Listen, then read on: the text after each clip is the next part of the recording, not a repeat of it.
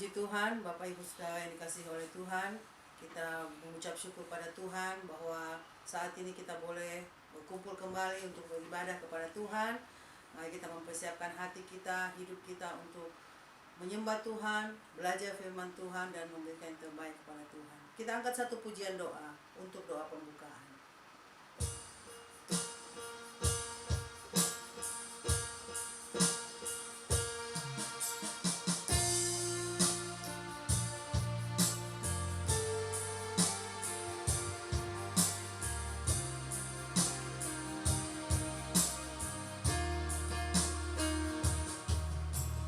Sungguh besar setiamu,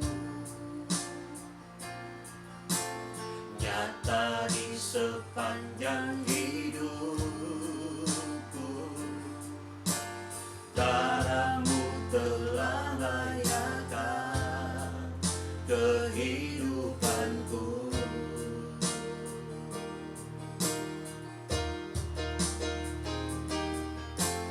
Tiada kata yang bisa lukiskan indahnya Kau Tuhan. Bagimu segala pujian dan kemuliaan.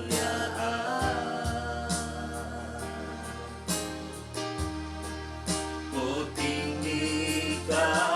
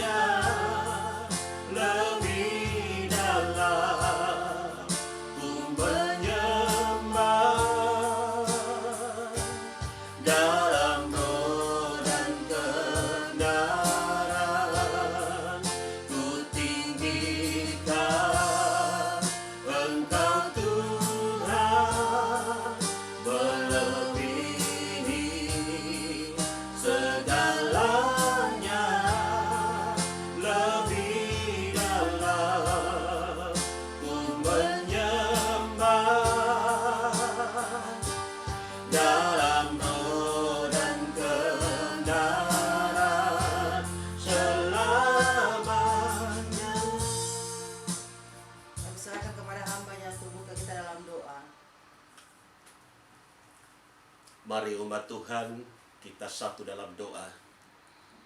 Balik itu ilapah bukun senai. Bapa, dalam nama Tuhan Yesus, Gembala yang baik, pemelihara kehidupan kami. Kami umat-Mu kembali dikumpulkan dalam ibadah online saat ini.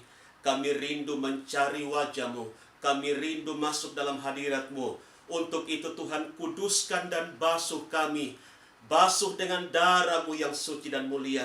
Bersihkan kami dengan hisop-Mu, agar supaya semua kami yang mengikuti ibadah ini, baik para pelayan-Mu yang melayani, yang dilayani, semua mendapatkan berkat pengudusan dan kelayakan. Tuhan mencurahkan hikmat dan kuasa-Mu agar kami dilawat dan diberkati oleh Tuhan.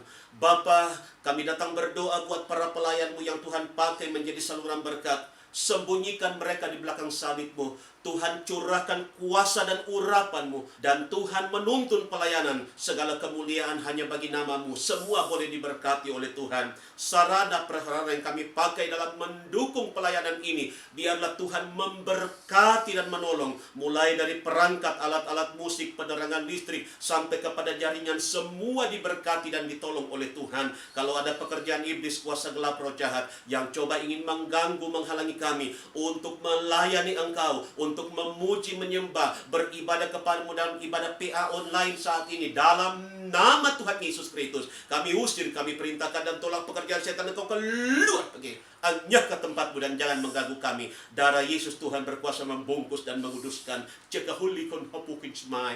Terima kasih Tuhan. Dan sekarang karuniakan kami roh pujian di hati untuk kami percayai, di mulut untuk kami lantunkan. Apa yang kami ucapkan itu Tuhan kerjakan. Kami memasuk dalam hadirat-Mu, dan hamba buka ibadah PA online pada malam ini di dalam nama Bapa, Anak laki-laki dan Roh Kudus, yaitu Tuhan Yesus Kristus. Haleluya. Semua yang percaya cinta Tuhan berkata amin. Puji Tuhan, Sebelum kita lanjut untuk mempelajari firman Tuhan, kita akan memuji-muji Tuhan. Kita angkat satu pujian.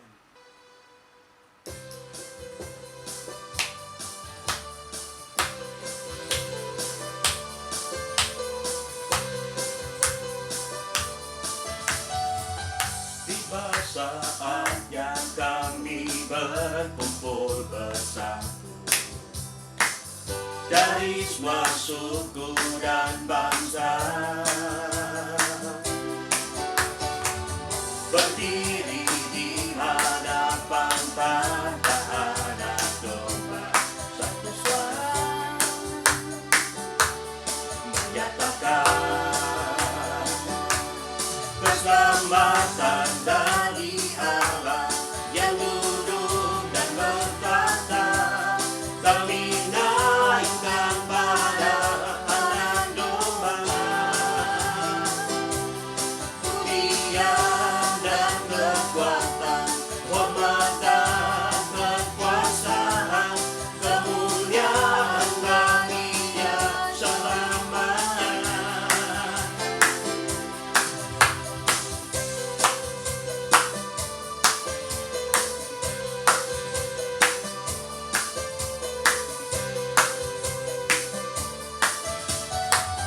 Tiba saatnya kami berkumpul bersama dari semua suku dan bangsa, berdiri di hadapan tata anak domba, satu suara menyatakan keselamatan dari Allah yang duduk dan bertata. Kami naikkan pada anak domba, pujian dan kekuatan, hormat dan keselamatan, kemuliaan bagi Dia selamanya. Kemuliaan bagi Dia, kemuliaan bagi Dia, kemuliaan bagi Dia selamanya. Puji Tuhan, saat ini kita akan berdoa untuk memberikan persembahan kita kepada Tuhan. Kita angkat satu pujian.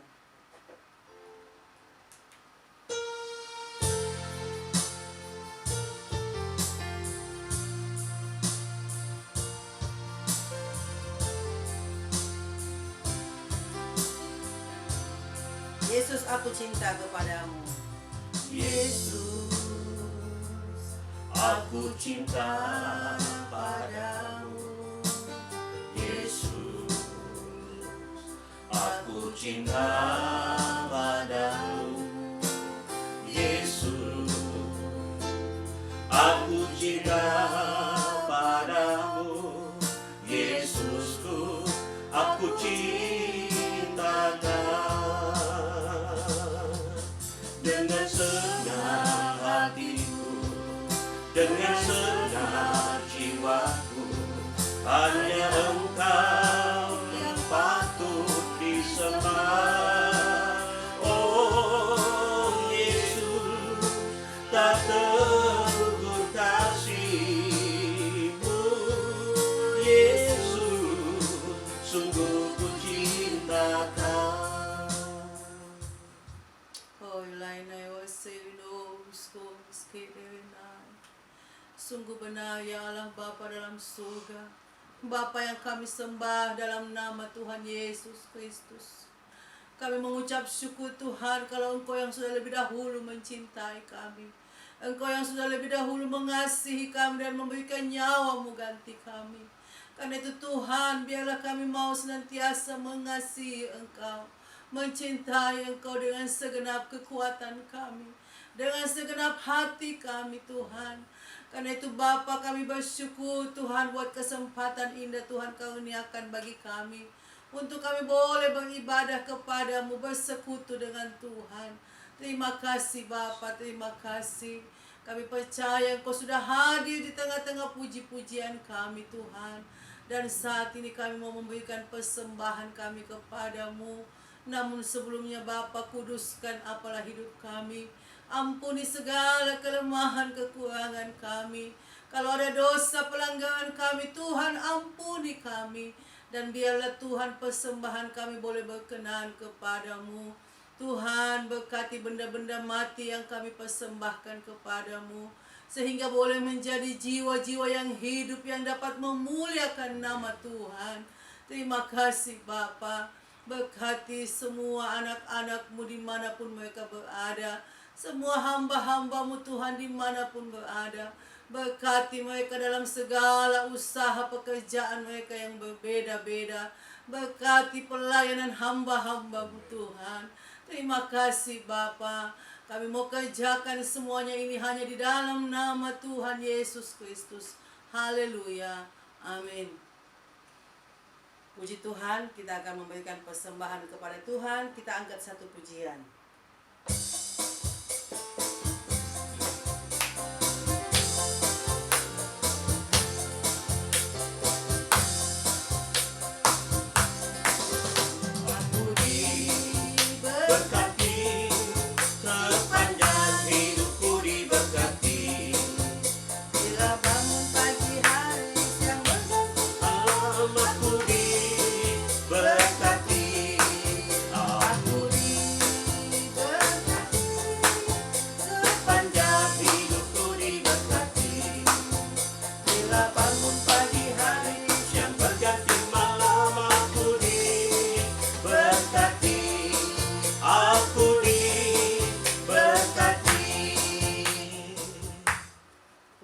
Tuhan memberkati kita semua.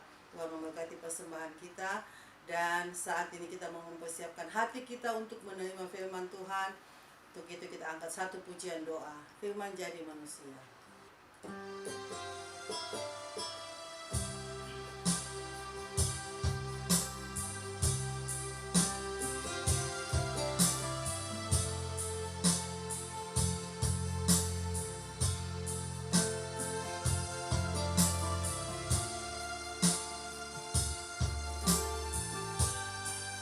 Menjadi manusia, diam di antara kita. Ada hidup terang bagi manusia. Engkau datang bagi kepunyaanmu.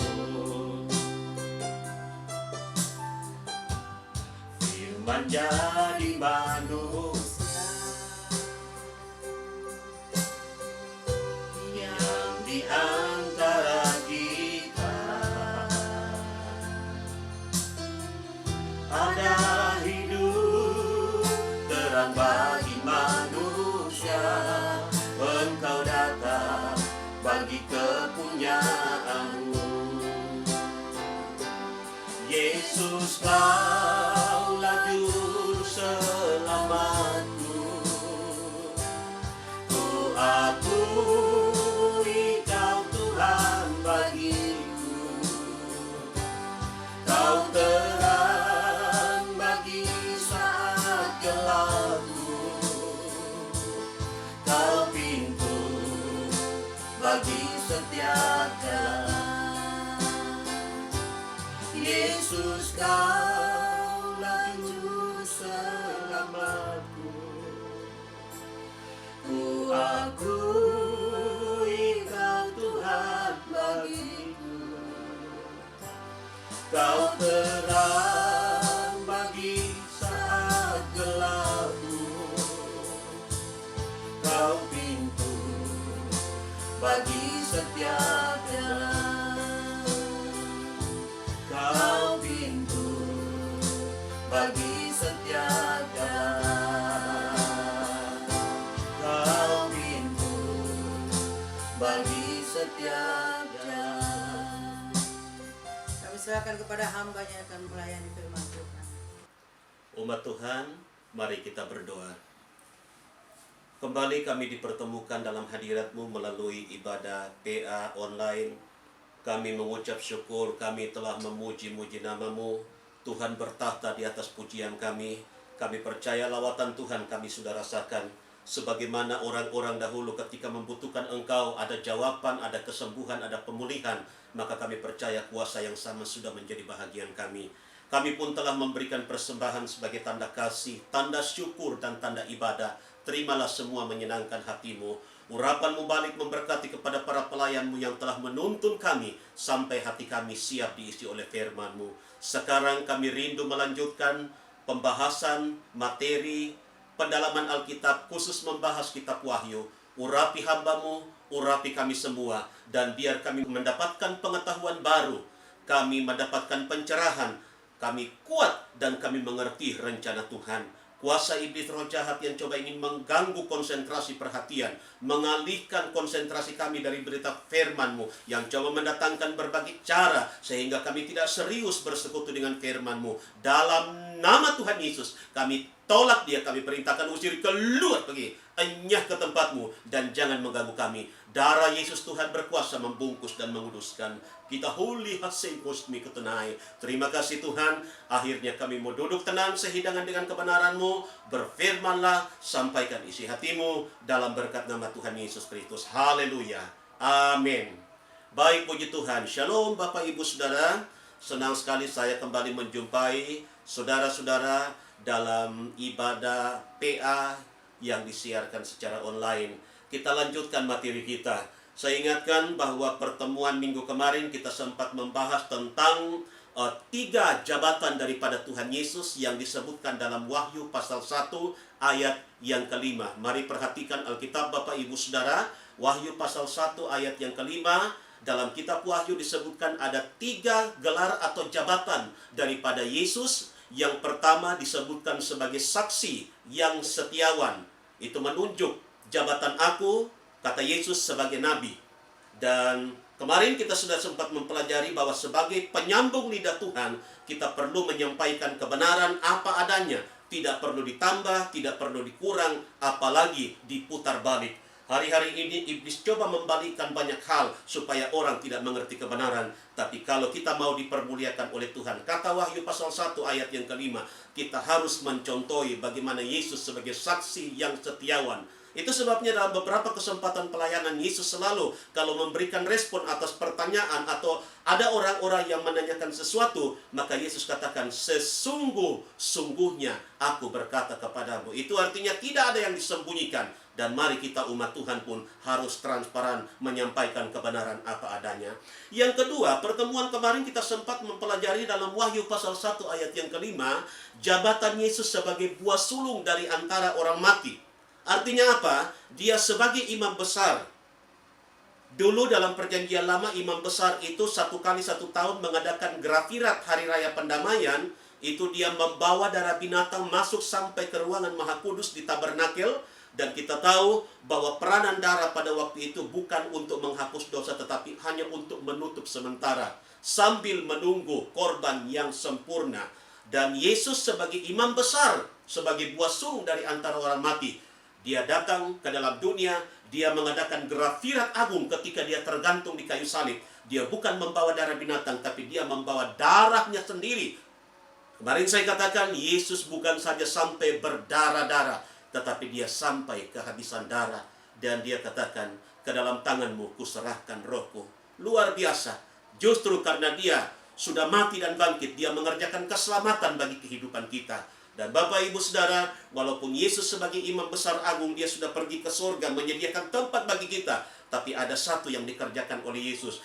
Dia duduk di sebelah kanan Allah Bapa. Dia menjadi pendoa syafaat bagi kehidupan kita. Mari kita lanjutkan materi ini. Saya bacakan. Sekarang aku sebagai imam besar duduk di sebelah kanan Bapakku dan terus berdoa sampai hari ini. Ini yang saya katakan tadi, dia duduk di sebelah kanan Bapa, dia menjadi juru syafaat, dia menjadi pendoa syafaat, dan dia menjadi pembela bagi kehidupan kita. Perhatikanlah firmanku sebagai berikut. Jadi saya baca ayat ini terjemahan Bode, Ibrani pasal 7 ayat 25. Oleh sebab itulah ia berkuasa juga menyelamatkan dengan sempurnanya segala orang yang menghampiri Allah oleh sebab dia. Sedangkan ia hidup senantiasa memohon syafaat karena mereka itu. Jadi kita bersyukur Bapak Ibu Saudara bahwa kita tidak sendiri berjuang. Ada yang mendukung kita dalam doa. Ketika mungkin kita merasa orang-orang yang kita harapkan mendukung kita, menopang kita dalam doa, mungkin mereka lupa, mungkin mereka terbatas, atau mungkin mereka tidak menaikkan doa untuk kita karena begitu banyak pergumulan mereka. Tapi Bapak Ibu Saudara, saya yakinkan saudara, melalui ibadah kali ini masih ada pendoa syafaat agung yang tidak pernah terlelap. Dia selalu standby, dia selalu siap di samping Bapa. Dia berdoa untuk kehidupan kita. Dalam Yohanes pasal 17, di situ diceritakan Bapa dan Yesus itu satu. Lalu di situ dia katakan, aku berdoa kepadamu Bapa, supaya mereka yang kau serahkan kepadaku. Jadi luar biasa bahwa Tuhan Yesus bukan saja menyelamatkan kehidupan kita, tapi dia bertanggung jawab. Walaupun secara fisik dia tidak ada di atas muka bumi ini, tetapi kehadirannya dalam bentuk roh, pendampingannya, dan kuasa daripada syafaat Yesus kepada Bapa itu sanggup menopang dan menolong kehidupan kita. Mari perhatikan Alkitab Bapak Ibu Saudara, Roma pasal 8 ayat 31 sampai 34.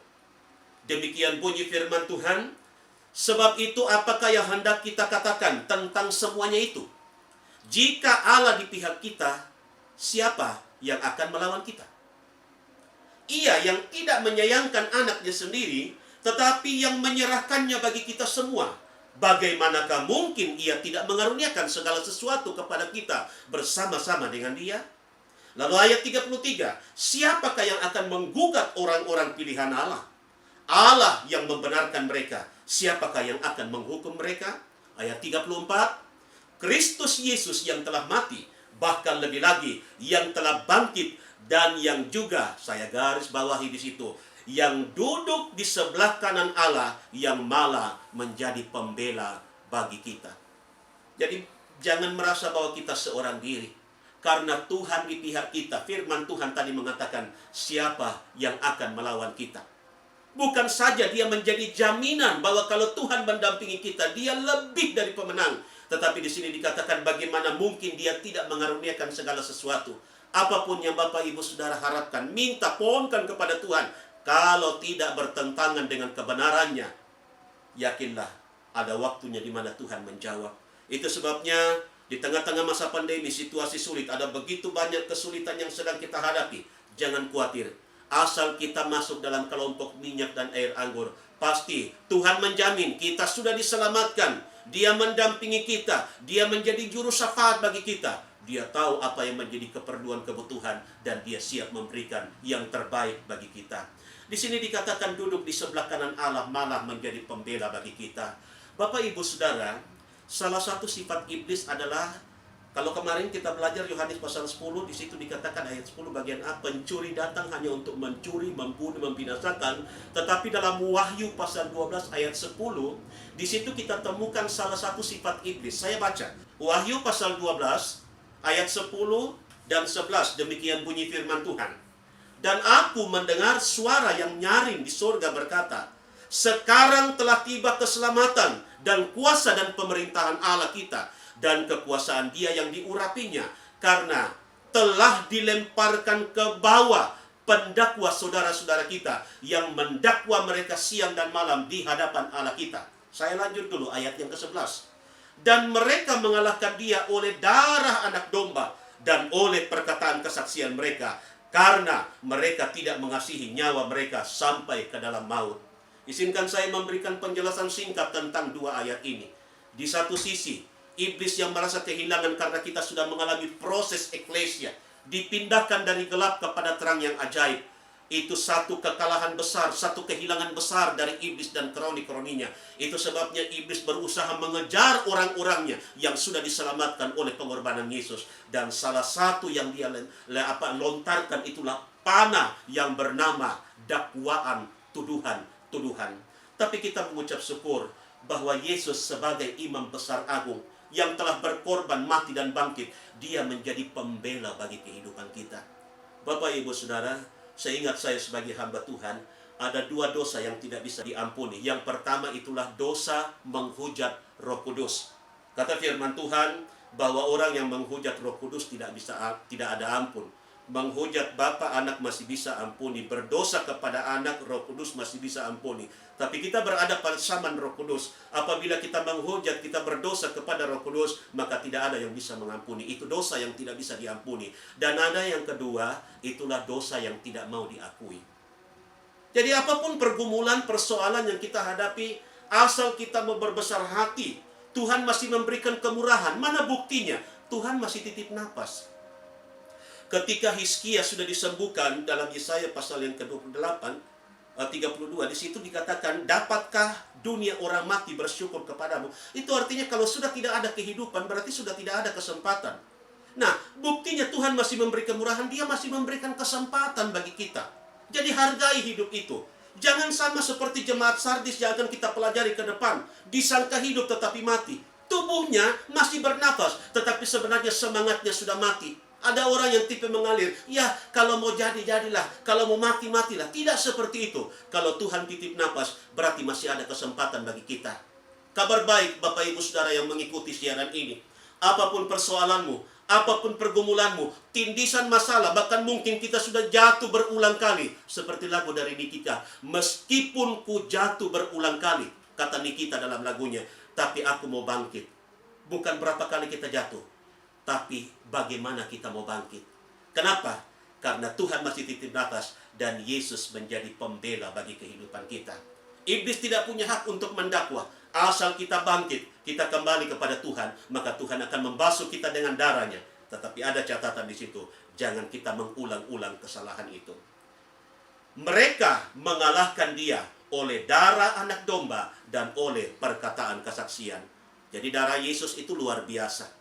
Kita tahu darah Yesus bukan saja menyucikan, menguduskan, tapi darah Yesus. Kata Mukendi dalam buku Pertobatan Seorang Dukun dari Kenya, darah Yesus itu ketika dia belum bertobat dikatakan itu seperti bom atom. Jadi umat Tuhan jangan permain-mainkan darah Yesus. Ada biasa orang-orang Kristen, kalau istilah orang Manado, baku sedu, main-main, salah sedikit, darah Yesus, darah Yesus. Saya mau sampaikan, di kerajaan iblis darah Yesus itu seperti bom nuklir. Mereka sangat ketakutan. Itu sebabnya kita orang-orang Kristen jangan permainkan kuasa darah Yesus. Mari, karena kalau kita sering mempermainkan sedikit-sedikit, kita sudah jadikan sebagai lelucon. Ada saatnya di mana iblis mendakwa, menyerang kita dengan serangan tiba-tiba, lalu kita sebutkan darah Yesus. Saya mau katakan dampak dari kuasa darah Yesus tidak lagi terasa. Kenapa? Karena kita sudah anggap seperti biasa saja. Untuk itu, jaga kesucian kuasa darah Yesus. Supaya ketika kita membutuhkan di saat-saat yang berat, kita sebutkan darah Yesus. Itu seperti bom nuklir yang akan meluluhlantahkan iblis bersama dengan kerajaan dan juga pekerjaan-pekerjaannya. Di sini dikatakan yang kedua, oleh perkataan kesaksian. Apa itu oleh perkataan kesaksian? Firman Tuhan. Dalam Roma pasal yang ke-10, dengan hati orang percaya, dengan mulut dia mengaku. Itu sebabnya kata-kata orang-orang Kristen itu perlu diurapi. Supaya ketika dia bertutur, dia sama seperti menyampaikan firman Tuhan. Dan yakinlah, kalau kita sebutkan darah Yesus, kita kutip kebenaran firman Tuhan, maka seperti Yesus memenangkan 3 pertarungan, ketika dia selesai berpuasa di padang gurun, maka kita pun yang selalu didakwa, yang selalu dicobai oleh iblis, ketika kita menyebutkan perkataan kesaksian, kita sebutkan firman Tuhan, maka iblis akan lari dari kehidupan kita.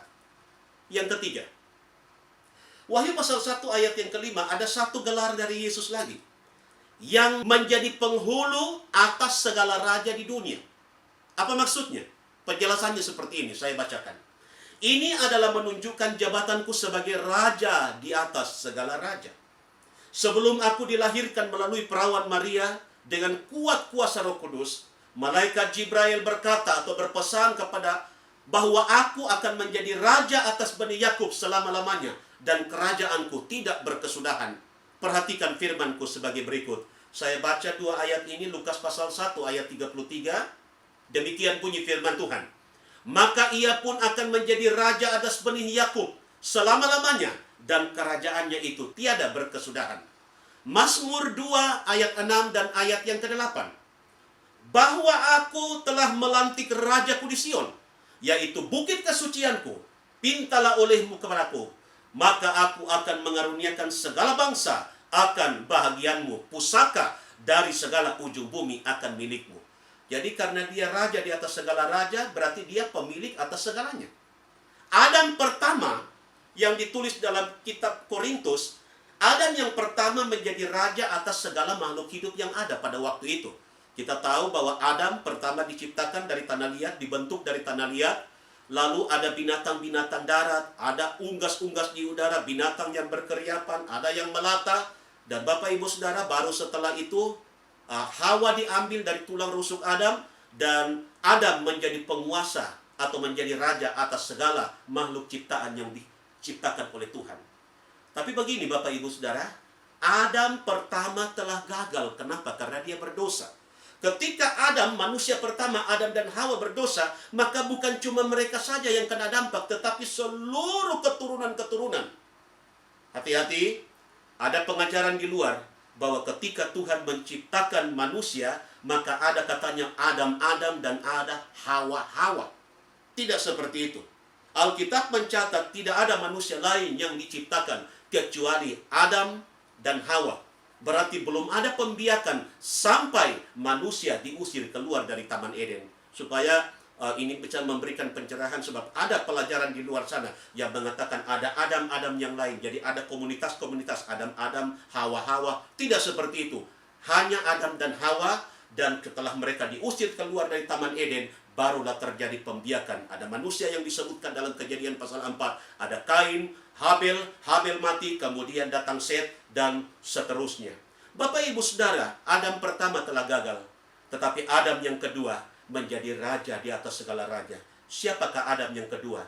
Adam yang kedua itu adalah Tuhan Yesus Kristus. Kejadian pasal 1 ayat yang ke-28.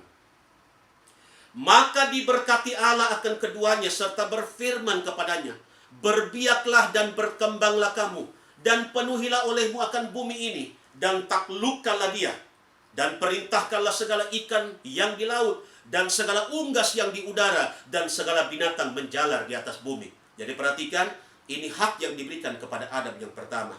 Tapi perhatikan Wahyu pasal 19 ayat yang ke-16. Bagaimana kekuasaan yang diberikan kepada Adam yang kedua, itulah Yesus. Pada jubahnya dan pahanya ada tertulis suatu nama, yaitu Raja atas segala raja dan Tuan di atas segala tuan. Nanti kita akan sampai, Tuhan tolong, pada pembahasan itu kita akan temukan Yesus dalam wujud yang sangat berbeda. Kenapa? Sebab pada waktu itu dia sudah dilantik menjadi raja di atas segala raja. Setelah diadakan hening cipta atas martir, maka di situ Yesus dilantik menjadi raja di atas segala raja. Satu penampakan yang lain dari yang lain, yang belum pernah diceritakan dalam kebenaran firman Tuhan sebelum-sebelumnya. Di situ betul-betul dia datang dengan keagungan, dengan kemegahan, dengan amarah yang begitu besar untuk menghancurkan antikris bersama dengan kekuatan-kekuatannya. Kita lanjutkan kebenaran firman Tuhan, ayat yang ke-6. Wahyu pasal 1 ayat yang ke-6. Dan yang menjadikan kita suatu kerajaan dan imam-imam bagi hadirat Bapa, yaitu Allah, baginya lah kemuliaan dan kuasa selama-lamanya. Amin. Apa maksud penjelasan dari Wahyu pasal 1 ayat yang ke-6? Memperhatikan ayat ini, nyatalah bahwa di dalam aku, kamu kelak akan kujadikan imam-imam dan raja-raja bagi Bapakku. Perhatikan firmanku dalam 1 Petrus pasal 2 ayat yang ke-9 dan ayat yang ke-10. Di situ dikatakan bahwa kita telah dipindahkan dari kegelapan masuk kepada terang yang ajaib. Bahasa yang saya pakai tadi sebelumnya, proses eklesia. Telah dipindahkan dari satu keadaan yang tidak menyenangkan Tuhan kepada satu keadaan yang baru oleh pengorbanan Yesus Kristus. Karena itu, gereja pengantin perlu menghormati aku dan mengagungkan namaku. Jika kamu berdoa dengan iman kepadaku, kepada Bapakku melalui aku, Bapakku di sorga akan menjawab doamu, dan juga melalui doamu banyak orang diselamatkan. Jadi kembali lagi 1 Petrus pasal 2 ayat 9 dan 10, ternyata kita diselamatkan, dibawa kepada satu keadaan yang baru dan luar biasa, pada suasana baru, pada komunitas yang baru. Yang tadinya di perjanjian lama pelayanan semua serba terbatas, hanya orang Lewi, hanya imam besar, imam-imam dan orang-orang tertentu yang bisa terlibat dalam pelayanan. Tetapi 1 Petrus pasal 2 ayat 9 dan 10, kita ini adalah imamat yang rajani. Coba perhatikan Bapak Ibu Saudara, di gereja Bapak Ibu Saudara, bahwa pelayanan tidak lagi dihandle oleh orang-orang tertentu saja, tapi khusus bagian-bagian tertentu, semua kelompok umur sudah bisa masuk dalam pelayanan. Ada oma-oma, opa-opa, ada hamba Tuhan full time, part time, ada anak-anak sekolah minggu yang bisa dilibatkan dalam pelayanan khusus. Luar biasa bahwa kita sebagai imamat yang rajani, bukan saja kita masuk dalam pelayanan, tapi kita juga bisa menaikkan doa dengan iman kita kepada Tuhan. Karena kita sebagai imam-imam yang menyampaikan harapan dan kerinduan kepada Tuhan. Dan yakinlah, kalau kita berdiri atas nama Tuhan, melakukan apa yang menyenangkan Tuhan, maka segala doa yang kita panjatkan Tuhan pasti akan mengabulkan. Tentunya menurut waktu dan kehendak Tuhan. Saya lanjutkan membaca materi ini. Doamu harus melalui aku. Perhatikan firmanku sebagai berikut. Yohanes pasal 16 ayat yang ke-26. Saya baca, demikian bunyi firman Tuhan.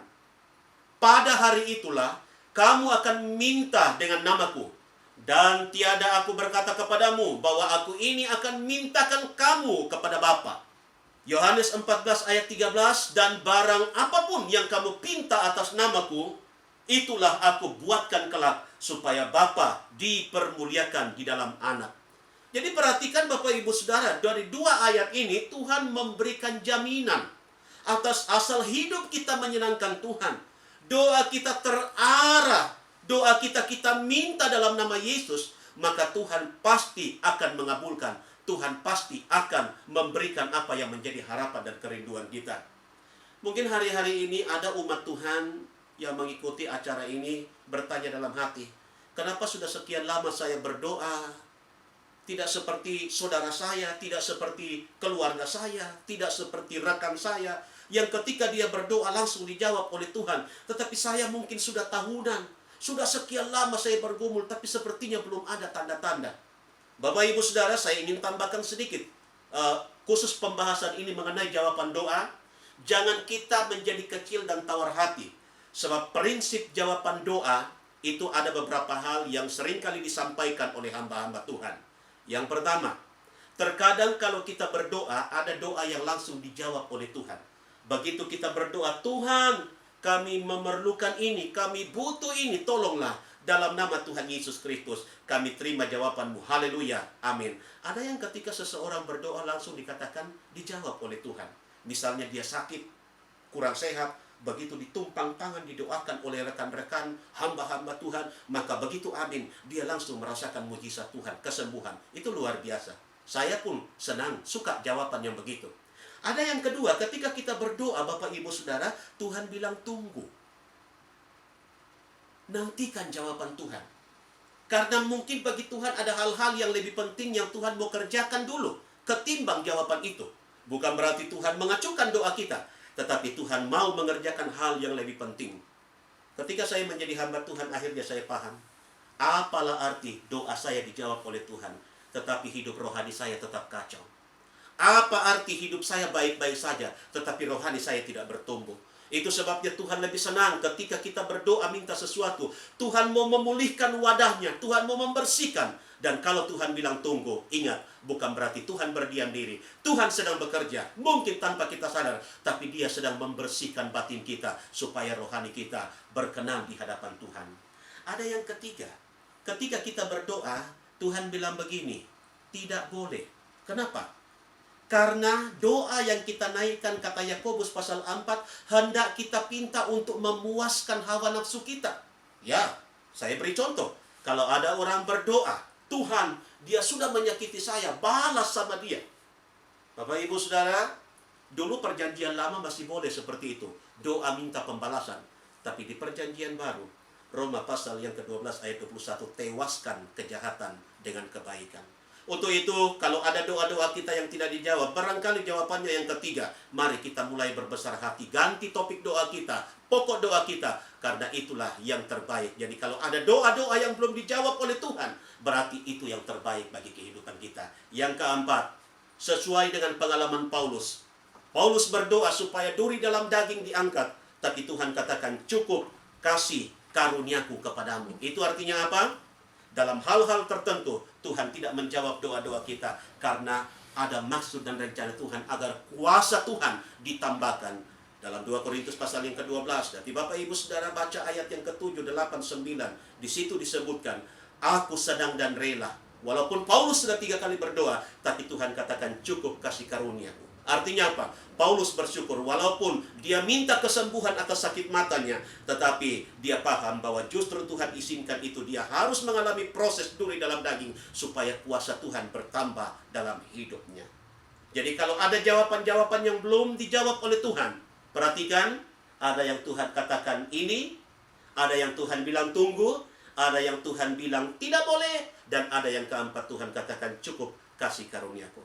Kalau kita merasa apa yang kita kerjakan kepada Tuhan itu menyenangkan hati Tuhan, tinggal kita tunggu waktunya Tuhan. Kalau Tuhan bilang tunggu, nanti Bapak Ibu Saudara kita akan sampai pembahasan Wahyu pasal yang ke-8, bahwa doa-doa yang naik itu ditampung dalam satu alat ukurnya Tuhan. Jadi tugas kita menambah, dan pada waktu sudah penuh itu akan dilemparkan ke bumi.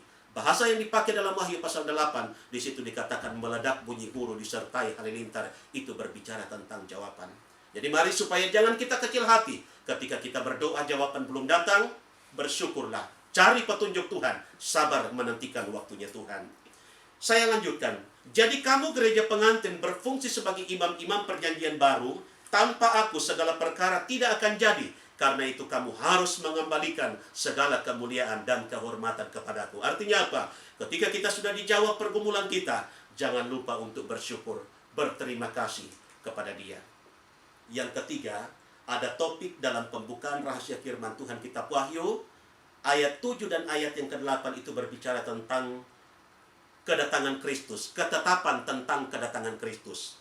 Saya baca ayat yang ke-7. Ini pembahasan yang terakhir untuk sesi kali ini. Tengok, ia datang dengan awan, dan ia akan kelihatan kepada tiap-tiap mata. Demikian juga kepada orang-orang yang menikam dia. Maka segala bangsa di dunia ini akan memandang dia serta meratap, bahkan amin. Apa maksudnya? Perhatikan penjelasannya. Tengoklah aku datang dengan awan dan kelihatan kepada tiap-tiap mata. Ini berarti bahwa tiap-tiap orang harus memperhatikan dengan seksama akan kedatanganku yang kedua kali. Sebagai penutup penjelasan saat ini, saya mau katakan kedatangan Yesus yang kedua tidak lama lagi. Saya yakinkan Bapak Ibu Saudara, tanda-tanda yang sedang terjadi sangat memberikan penekanan bahwa Dia Yesus tidak lama lagi akan datang. Untuk itu, persiapkan diri kita sebaik-baiknya. Kita bersyukur bahwa ada wadah melalui media online ini kita belajar kebenaran firman Tuhan. Dan biar kita tetap tinggal dalam hadiratnya. Kita belajar dan kita tahu apa yang Tuhan mau. Kita cermati, kita jalani dalam perjalanan kehidupan kita. Agar supaya kita juga dimuliakan oleh Tuhan. Tuhan memberkati kita dengan firman-Nya. Dan umat Tuhan, mari kita mau siapkan hati kita masuk dalam penyembahan kepada Tuhan. Saya ingatkan kita bahwa ketika kita masuk dalam penyembahan, sebentar pada waktu kita masuk dalam penyembahan, saudara-saudara yang sudah penuh dengan Roh Kudus, kita menyanyi akal dulu. Sesudah itu kita masuk dalam menyanyi dalam roh. Jadi notasinya seperti nada yang lagu yang kita kenal, tapi pakai bahasa roh. Sesudah itu kita masuk dalam penyembahan. Dan khusus Bapak Ibu Saudara yang rindu dipenuhkan dengan Roh Kudus, saudara bisa menyanyi akal saja. Dan nanti dalam penyembahan saudara sebutkan haleluya, haleluya cepat-cepat. Kemarin saya katakan bahwa ada dua cara orang dipenuhkan dengan Roh Kudus sesuai dengan penyerahannya. Ada lewat tumpang tangan atau ada lewat penyerahan sungguh-sungguh. Kalau saudara menyerah sungguh-sungguh, sebutkan haleluya. Lalu tiba-tiba lidah saudara sepertinya sudah menyebutkan bukan lagi haleluya, terus saja pakai bahasa itu, berarti saudara sudah dibaptis dengan Roh Kudus. Dan tinggal saudara menyanyi bersungguh-sungguh, saudara menyembah Dia bersungguh-sungguh dengan bahasa itu, maka Tuhan akan tingkatkan. Baik, kita siapkan hati kita untuk menyembah Dia. Yesus baik.